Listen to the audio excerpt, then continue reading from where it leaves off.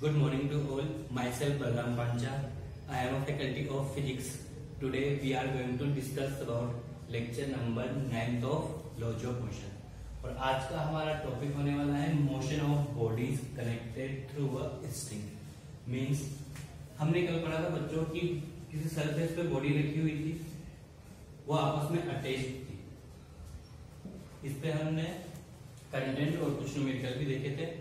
आज का जो टॉपिक है हमारा वो है कि अगर ये बॉडीज या ये ब्लॉक रखे हुए हैं सरफेस पे, वो किससे कनेक्टेड है? स्ट्रिंग से।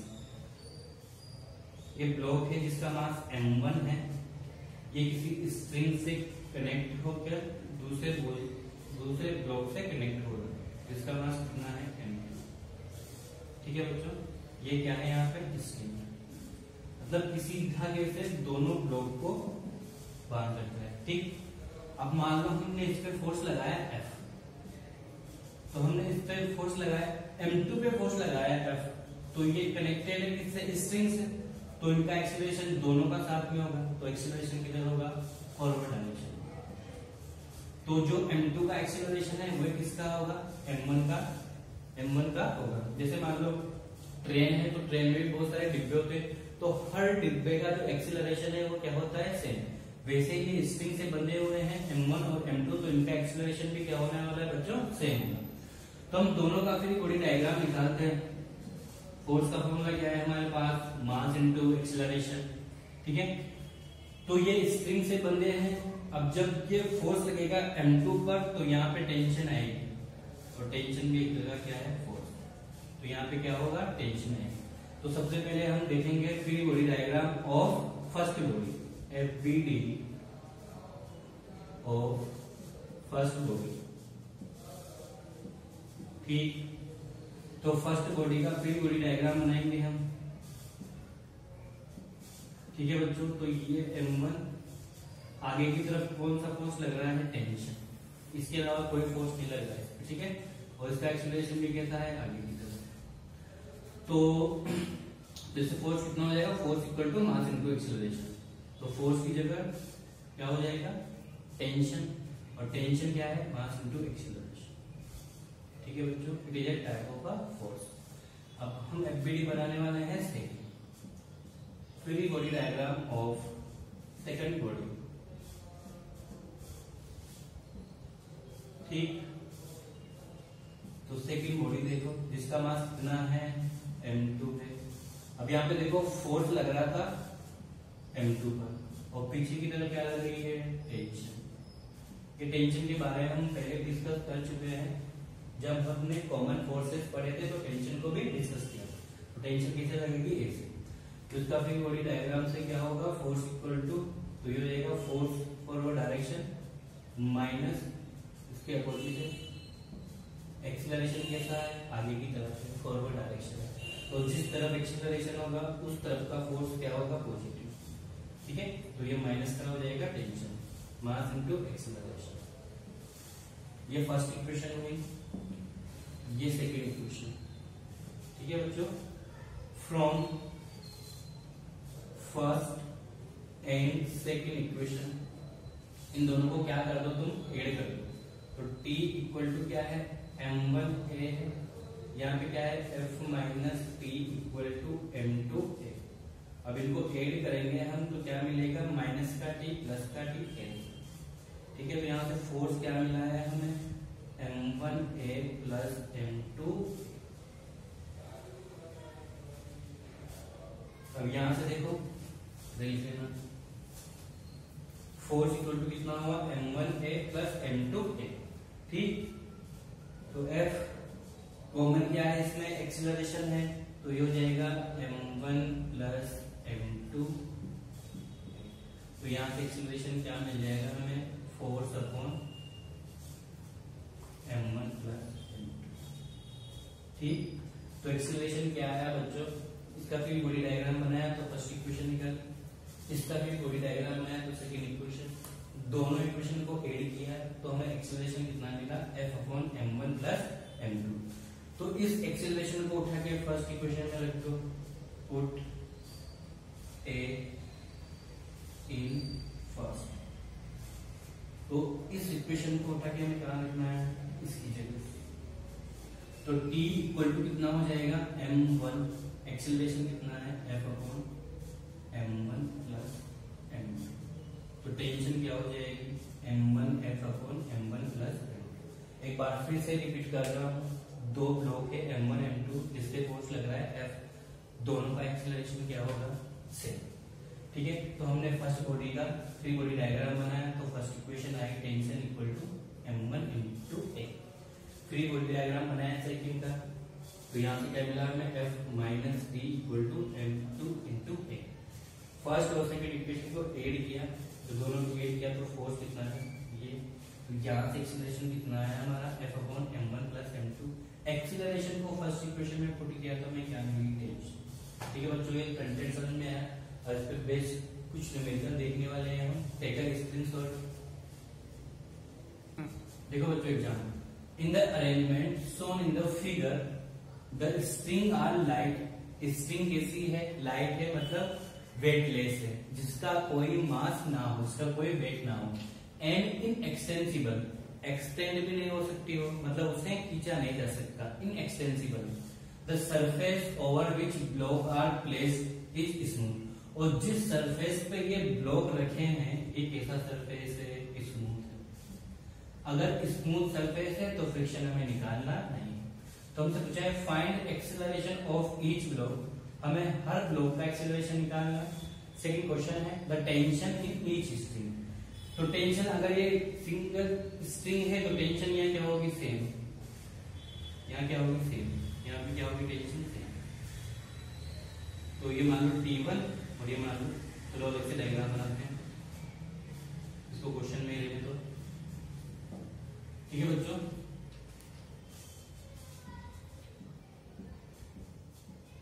ये 4 kg, ये 2 kg और ये 1 kg, और ये स्ट्रिंग, और इस पे फोर्स कितना लग रहा है, 14 न्यूटन। तो यहाँ पे टेंशन मान ली हमने T1, इधर भी कितनी होगी T1, यहाँ पे कितनी होगी T2, और यहाँ पे भी कितनी होगी T2। ठीक है,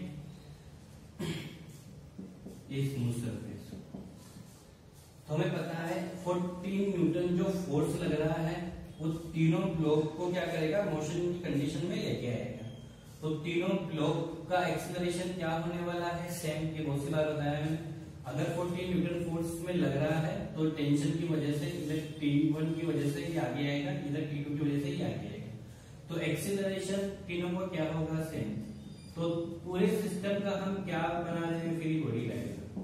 तो पूरे सिस्टम का फ्री बॉडी डायग्राम बनाए, एक्सीलरेशन की डायरेक्शन ये होगी। ठीक है, तो हमें फोर्स फॉर्मूला कौन सा लगाना है, force equal to mass into acceleration.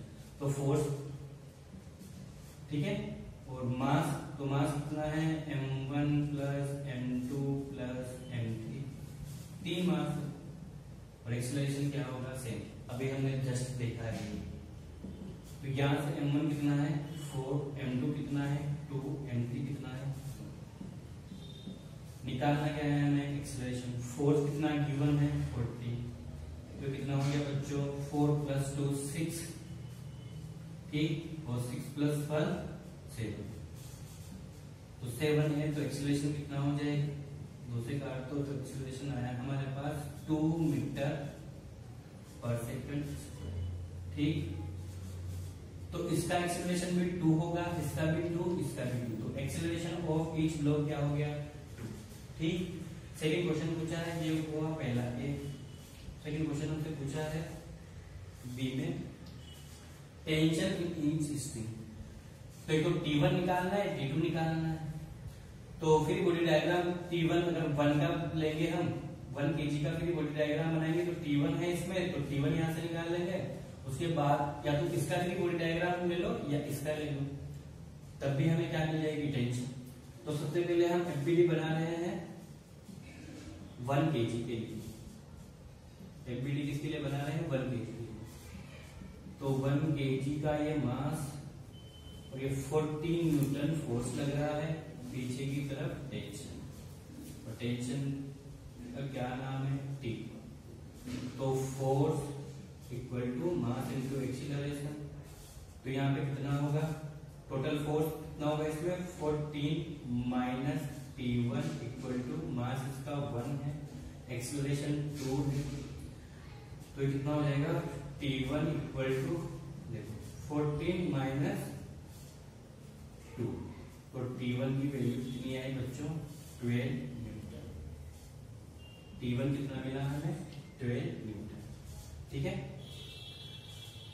आगे देखो, और फ्री बॉडी डायग्राम ले रहे हैं हम जिसका 4 kg मास है, इसका भी ले सकते हैं, इसका भी ले सकते हैं, इससे भी निकाल सकते हैं। देखो इसका लोगे तो फ्री बॉडी डायग्राम हो जाएगा T1 माइनस T2, क्या हो जाएगा T1 minus T2 equal to mass into acceleration, mass 2 है और एक्सीलरेशन क्या है 2 है। इसका लेंगे तो T2 इक्वल टू क्या हो जाएगा डायरेक्ट मास इंटू एक्सीलरेशन। तो मान लो इसका फ्री बॉडी डायग्राम लिया हमने 4 kg का,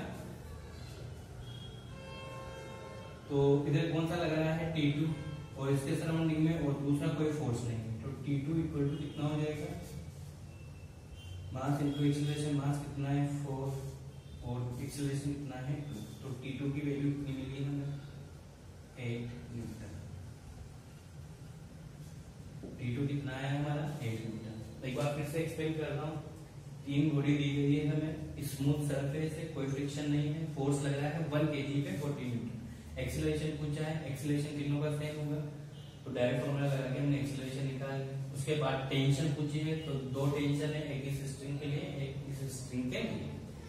फिर बॉडी डायग्राम बनाया फर्स्ट बॉडी का, उससे क्या मिला है हमें T1, उसके बाद 4 kg मास जिसका है उसका फिर बॉडी डायग्राम बना, तो क्या मिला हमें T2, और T1 कितना हो गया 12 न्यूटन और T2 कितना हो गया 8 न्यूटन।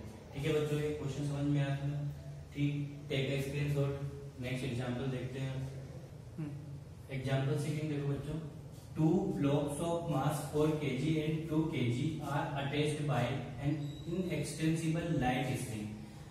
इस स्ट्रिंग का कोई मास नहीं है, मासलेस है और इनएक्सटेंसिबल है, मतलब ये इसे खींच नहीं सकते, मतलब ये एक्सटेंड नहीं हो सकती। As shown in figure, both the blocks are pulled vertically upward by a force F equal to 120 newton. इन दोनों ब्लॉक्स को, जिसका मास एक का है 4 kg, एक का है 2 kg, 120 न्यूटन से ऊपर की तरफ पुल किया जा रहा है। अब दोनों मास को हम ऊपर की तरफ पुल कर रहे हैं, फोर्स किस पे लगा रहे हैं 4 kg पर, तो पुल कर रहे हैं तो इसमें क्या होगी टेंशन आएगी, तो ये टेंशन आएगी इसमें। ठीक है बच्चों, उसके बाद हमसे पूछा है find acceleration of the block. Second question है tension in the string, acceleration बताओ और टेंशन क्या होगी स्ट्रिंग में। तो हम क्या करेंगे, ये 4 kg का ब्लॉक है और ये 2 kg का ब्लॉक, ऊपर फोर्स कितना है 120 न्यूटन। अगर मान लो पूरे सिस्टम का हमने किसी बॉडी डायग्राम बनाया, एक्सीलरेशन दोनों ब्लॉक का सेम होने वाला है। ठीक है, एक्सीलरेशन जैसे 120 न्यूटन हमने इस पे लगाया, तो ऊपर खींचेंगे तो दोनों का एक्सीलरेशन क्या होगा सेम, एक्सीलरेशन दोनों का क्या होगा सेम होगा। तो पूरे सिस्टम पे फॉर्मूला अप्लाई करेंगे, force equal to mass into acceleration. तो फोर्स कितना है ऊपर की तरफ 120 न्यूटन, 120 पॉजिटिव क्यों हुआ, क्योंकि एक्सीलरेशन ऊपर की तरफ है। अगर एक्सीलरेशन अपवर्ड डायरेक्शन में है तो ऊपर लगने वाला फोर्स क्या होगा पॉजिटिव। 120 माइनस, देखो यहाँ पे नीचे कौन सा लगेगा 4 kg प्लस 2 kg, कितना हुआ 6 kg। तो फ्री बॉडी डायग्राम हमने कहां से बनाया है, यहाँ से, ये पूरा लिया। ठीक है, तो 4 प्लस 2 6 kg हुआ, तो नीचे की तरफ कौन सा लगेगा 6 mg। तो नीचे की तरफ फोर्स कौन सा लग जाएगा हमारा 4 प्लस 2 g। g क्या है एक्सीलरेशन ड्यू टू ग्रेविटी। नीचे की तरफ कौन सा फोर्स लगता है mg लगता है, तो m कितना है 6 है, तो 6g mg लगा, तो यहाँ से कितना हो जाएगा 6g। Acceleration due to gravity कितना होता है 10, तो कितना हो जाएगा ये 6 इंटू 10 16 न्यूटन। तो नीचे की तरफ कितना लग रहा है 60 न्यूटन, ऊपर की तरफ कितना लग रहा है 120 न्यूटन। तो ये 60 newton equal to mass into acceleration. 4 plus 2 कितना हुआ 6, तो 6 हुआ मास और एक्सीलरेशन में निकालना 120 माइनस 60 60, 6 है एक्सीलरेशन कितना मिला हमें 10 मीटर पर सेकंड। एक बार फिर से एक्सप्लेन कर रहा हूँ बच्चों, ये मास ऐसे लटके हुए हैं, ठीक है, इसको हम फोर्स 120 न्यूटन से ऊपर उठा रहे हैं, तो नीचे की तरफ mg तो लगेगा ऐसे, ऊपर की तरफ कौन सा लग रहा है 120, नीचे की तरफ कौन सा लग रहा है mg। mg मतलब mass of the body is 4 + 2, तो 6 हुआ, 6 kg हुआ, और g acceleration due to gravity, तो कितना हुआ नीचे की तरफ 60 न्यूटन, ऊपर की तरफ 120 न्यूटन, इसलिए हमने यहाँ पे क्या लिखा नेट फोर्स 120 - 60 और मास कितना है दोनों का मिला के 6 और एक्सीलरेशन, तो एक्सीलरेशन कितना मिला हमें यहाँ से 10 मीटर पर सेकंड स्क्वायर। अब क्या निकालना है, हमें टेंशन निकालना है, तो ये टेंशन है, तो दोनों में से किसी का भी फ्री बॉडी डायग्राम बना लो, इसका बनाओगे तब भी आ सकता है, इसका बनाओगे तब भी आ सकता है। तो मान लो से बॉडी का फ्री बॉडी डायग्राम बना लो जिसका 2 kg मास, तो 2 kg नीचे की तरफ कौन सा लग रहा है mg, मतलब मास 2g लग रहा है, ऊपर की तरफ क्या है टेंशन, तो टेंशन तो नेट फोर्स कितना हो जाएगा T - 2g equal to mass into acceleration, तो T 2g acceleration due to gravity और एक्सीलरेशन हमने निकाल लिया 10, तो यहाँ से टेंशन कितनी हो जाएगी, कितना हुआ 20 इधर आके कितना हो जाएगा, तो 20 हुआ, ये भी कितना होगा 20, तो 20 इधर आगे किसका हो जाएगा प्लस का, तो टेंशन कितनी आएगी 40 न्यूटन, टेंशन कितनी मिली हमें बच्चों 40 न्यूटन। बराबर देखो ऊपर की तरफ क्या लग रहा है फोर्स 120 न्यूटन, तो नीचे की तरफ mg लग रहा है, तो mg कितना लग रहा है 60 न्यूटन, तो 120 - 60 नेट फोर्स, और नेट फोर्स के बराबर है मास इंटू एक्सीलरेशन, तो मास कितना है 4 + 2 6 और एक्सीलरेशन, तो यहाँ से क्या मिला हमें एक्सीलरेशन इक्वल टू 10 मीटर पर सेकंड स्क्वायर। उसके बाद क्या निकालना है, हमें टेंशन निकालना है, तो सेकंड बॉडी का हमने फ्री बॉडी डायग्राम बनाया, ऊपर की तरफ टेंशन लग रहा है, नीचे की तरफ mg लग रहा है, m कितना है 2 है, g acceleration due to gravity 10 लिया है, तो यहाँ पे T - 2g, T ऊपर की तरफ और 2g नीचे की तरफ, T - 2g equal to 2 into acceleration कितना है 10 है, फिर 20 माइनस का हो तो इधर किसका हो जाएगा प्लस का, तो टेंशन कितनी हुई 40। ठीक है बच्चों, समझ में आया आज का lecture. If you like the video then share and subscribe. Thank you.